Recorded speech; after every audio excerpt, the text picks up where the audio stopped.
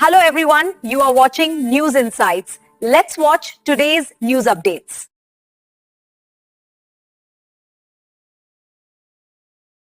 ಸರ್ಕಾರದ ವಶಕ್ಕೆ ಇರುತ್ತದೆ. ಅದು ನಂತರ ಅದು ಸರ್ಕಾರದ ಆಸ್ತಿಯಾಗಿ ಕನ್ವರ್ಟ್ ಆಗಿ ಜನತೆ ಉಪಯೋಗ ಬರುವಂತ ಕ್ರಮ ತಗೊಳ್ಬೇಕು. ಅದಾದ್ಮೇಲೆ ಯಾವ ಜಾಗದಲ್ಲಿ ಲಾಟ್ರಿ ನಡೆಯುತ್ತೆ ಅನ್ನೋದನ್ನ ಸರ್ಕಾರನೇ ನಿರ್ಧರಿಸಬೇಕು. ಒಂದು ಯಾವುದೇ ಲಾಟ್ರಿ ಆದ್ರೂ ಒಂದು ವಾರಕ್ಕೆ ಒಂದೇ ಡ್ರಾ ಇರಬೇಕು.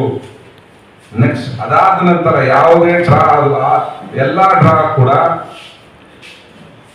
ಒಂದೇ ಯಾವ ಸಮಯದಲ್ಲಿ ನಡಿಬೇಕು ಅನ್ನೋದು ರಿಪಿಟೇಷನ್. ಅಂದ್ರೆ ಈ ಸಿಂಗಲ್ ಲೈನ್ ಬರುತ್ತಲ್ಲ, ಅರ್ಧ ಗಂಟೆ ಒಂದೊಂದು ಅವರ್, ಅದೆಲ್ಲ ಇಲ್ಲೀಗಲ್.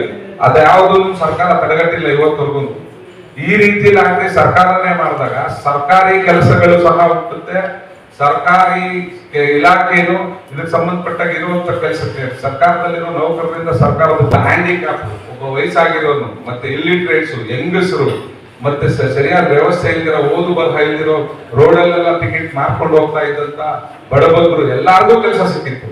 ಅವರೆಲ್ಲರ ಕೆಲಸನೂ ಈಗ ಕಳ್ಕೊಂಡು. ಕಾರಣ ಏನಪ್ಪಾ ಅಂದ್ರೆ ಸರ್ಕಾರ ಈ ಸಿಂಗಲ್ ಲೈನ್, ಆನ್ಲೈನ್, ಇಲ್ಲಿಗಲ್ ಲಾಟ್ರಿಗೂ ಕಾನೂನುಬದ್ಧವಾದ ಲಾಟ್ರಿಗೂ ವ್ಯತ್ಯಾಸನ ಜನತೆ ತಿಳಿಸದೆ ಎಲ್ಲಾ ಲಾಟ್ರಿನೂ ಒಂದೇ ಗುಂಪಲ್ಲಿ ಸೇರಿಸಿ ಆಲ್ ಆಫ್ ಎ ಸಡನ್ 2002ರಲ್ಲಿ ಒಂದೇ ಸಲ ಯಾವುದೇ ಮುನ್ನೆಚ್ಚರಿಕೆ ಕ್ರಮ ತಗೊಳ್ಳಿಲ್ಲ.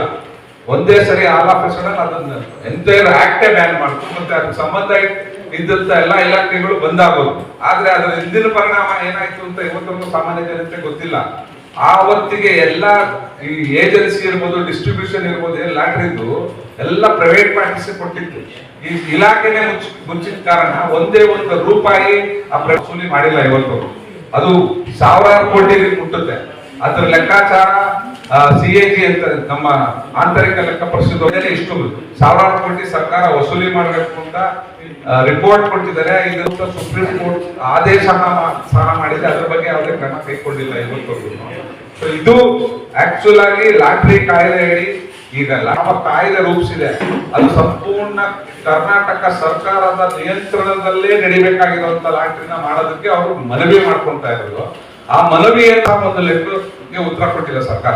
ಎಲ್ಲಾ ಸರ್ಕಾರಗಳು, ನಾವು ಈ ಸರ್ಕಾರ ಅಂತ ದೂಷಿಸ್ತಾ ಇಲ್ಲ.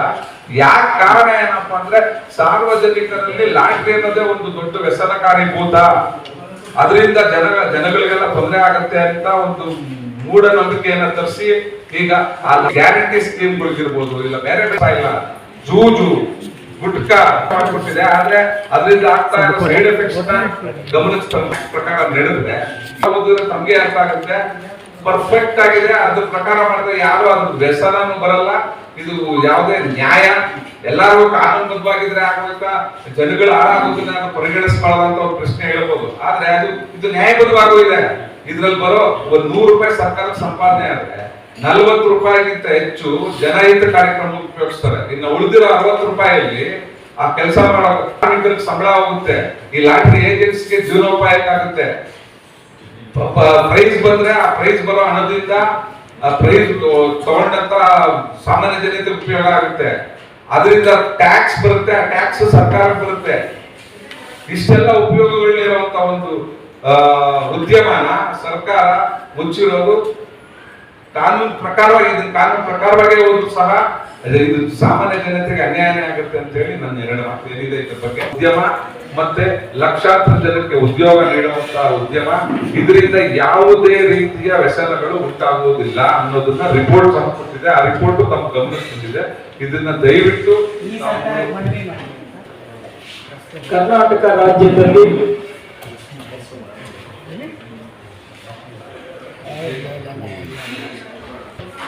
ಕೇರಳ ರಾಜ್ಯ ಸರ್ಕಾರದ ಲಾಟರಿಗಳು ಅಕ್ರಮವಾಗಿ ಎಲ್ಲೆಲ್ಲಿ ನಡೀತಾ ಇದೆ, ಹೇಗೆ ನಡೀತಾ ಇದೆ ಅನ್ನುವಂತ ಒಂದು ವಿಸ್ತೃತ ವರದಿಯನ್ನು ನಾನು ತಮ್ಮ ಮುಂದೆ ಮಂಡಿಸಲಿದ್ದೀನಿ.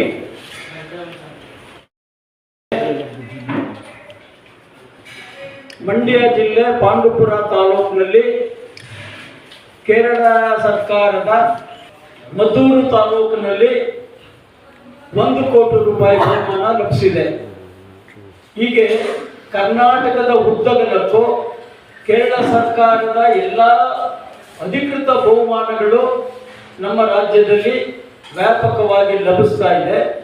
ಅದರ ಜೊತೆಗೆ ಸರಿಸುಮಾರು ಕೇರಳ ಸರ್ಕಾರದ ಕೇರಳ ಲಾಟ್ರಿ ನಮ್ಮ ಕರ್ನಾಟಕದಲ್ಲಿ 60% ಪ್ರತಿದಿನ ಚಲಾವಣೆಯಲ್ಲಿ ಕರ್ನಾಟಕ ಸರ್ಕಾರ ಇದನ್ನ ಕರ್ನಾಟಕದಲ್ಲಿ ಈ ಲಾಟ್ರಿಗಳು ಬೇರೆ ಇದೆ. ಇದರಿಂದ ಯಾರಿಗೂ ಎಲ್ಲೂ ಕೂಡ ಸ್ವಲ್ಪ ಅನುಕೂಲ ಇಲ್ಲ. ಆದರೆ ನಾನು ಸರ್ಕಾರಕ್ಕೆ ವಿನಂತಿ ಮಾಡೋದೇನೆಂದ್ರೆ, ದಯಮಾಡಿ ಈ ಎಲ್ಲಾ ಅಂಶಗಳನ್ನು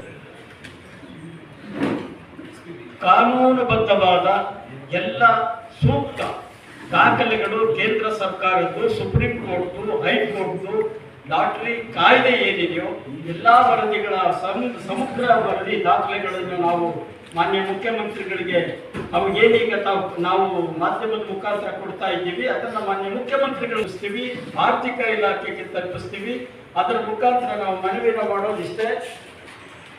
ಅದಕ್ಕೆ ಒಂದು ತನಿಖಾ ತಂಡ ಮಾಡಿ, ಸರ್ಕಾರ ಒಂದು ತನಿಖಾ ತಂಡ ಮಾಡಿ, ಎಲ್ಲೆಲ್ಲಿ ಯಾವ್ಯಾವ ರೀತಿ ಅನೈತಿಕವಾದಂತಹ ಚಟುವಟಿಕೆಗಳು ನಡೀತಾ ಇದೆಯೋ ಇದನ್ನೆಲ್ಲ ಯಾವ ರೀತಿ ನಡೀತಾ ಇದೆ, ಇದಕ್ಕೆ ಯಾರು ಕಾರಣಕರ್ತರು ಅನ್ನುವಂಥದ್ದನ್ನು ಕೂಡ ಸರ್ಕಾರ ಗಂಭೀರವಾಗಿ ಅವಲೋಕನ ಮಾಡಿ ನಂತರ ಅವರು ಇದರ ಬಗ್ಗೆ ತೀರ್ಮಾನ ತಗೊಂಡು ಕರ್ನಾಟಕ ರಾಜ್ಯದಲ್ಲಿ ಇಲ್ಲದೆ ಇದ್ದಂತ ಸಾಂಪ್ರದಾಯಿಕ ಲಾಟ್ರಿ ಅವಕಾಶ ಕೊಡಬೇಕು ಅಂತ ಮಾಧ್ಯಮದ ಮುಖಾಂತರ ನಾನು ವಿನಂತಿನ ಮಾಡ್ತೀನಿ. ಮಾಧ್ಯಮದ ಮಿತ್ರರ ಏನಾದರೂ ಸಲಹೆ ಪ್ರಶ್ನೆ ಏನಾದರೂ ಇದ್ರೆ ತಾವು ಕೇಳಬೇಕು. ಏನು ಇವತ್ತು ಪ್ರಸ್ತಾವನೆ ಹೇಳ್ತಾ ಇದ್ದೀವಿ, ಒಂದು ಲಾಟರಿ ಒಂದು ದಿನಕ್ಕೆ ಮಾತ್ರ. ಕೇರಳ ರಾಜ್ಯದಲ್ಲಿ ಏನ್ ನಡೀತಾ ಇದೆಯೋ ಅದು ಮಾತ್ರ ನಾವು ಇಲ್ಲಿ ಅನುಷ್ಠಾನ ತರಬೇಕು. ಒಂದು ಲಾಟ್ರಿ ಮಾತ್ರ. ಇಲ್ಲಿ ಬೇರೆ ಹಿಂದೆ ಇದ್ದಂತ ಆನ್ಲೈನ್ ಲಾಟ್ರಿಗಳು, ಸಿಂಗಲ್ ನಂಬರ್ ಲಾಟ್ರಿಗಳು, ಗಂಟೆಗೆ ನಡೀತಾ ಇದ್ದಂತ ಲಾಟ್ರಿಗಳಿಗೆ ಇನ್ನು ಮುಂದೆ ಅವಕಾಶ ಇರೋದಿಲ್ಲ. ಕರ್ನಾಟಕ ಕಾನೂನಲ್ಲೂ ಅವಕಾಶ ಇಲ್ಲ. ಇನ್ನು ಮುಂದೆ ಆವತ್ತು ಕಾನೂನು ಇತ್ತು, ಆದ್ರೆ ಅದನ್ನ ಕ್ರಮವಾಗಿ ಸರ್ಕಾರ ಕಾಪಾಡಬೇಕಾಗಿತ್ತು. ಅದನ್ನ ಸರ್ಕಾರ ಕಾಪಾಡಲಿಲ್ಲ. ಅದು ಸರ್ಕಾರದ ಹೊಣೆ. ಆ ಹೊಣೆ ನಮ್ದಲ್ಲ. ಇವತ್ತು ನಾವು ಪ್ರಶ್ನೆ ಮಾಡ್ತಾ ಇದ್ದೀವಿ ಸರ್ಕಾರಕ್ಕೆ, ಹಿಂದೆ ನಡೆದಿರೋ ತಪ್ಪು ಮುಂದೆ ನಡೆಯೋದಿಲ್ಲ. ದಯಮಾಡಿ ಇದಕ್ಕೆ ತಾವು ಕಾನೂನಾತ್ಮಕವಾಗಿ ಏನಿದೆಯೋ ಅದಕ್ಕೆ ಅವಕಾಶ ಕೊಡಿ. ಸರ್, ಈಗ